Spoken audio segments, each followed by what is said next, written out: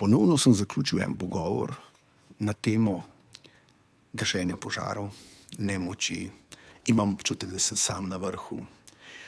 Imam občutek, da sem nesposoben voditi svoje podjetje.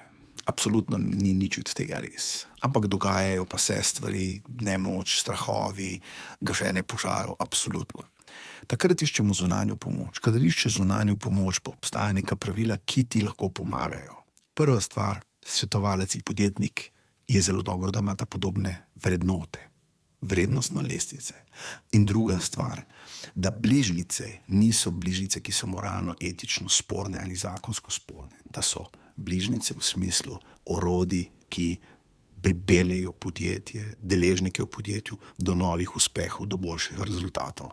In sive cone, trik, nekaj nasprotja zakonu, to ne obstaja, ne velja, zato ker trajnostno ne rešite nič drugega, kakor zdaj ste zmagovalec dolgoročno, definitivno poraženec.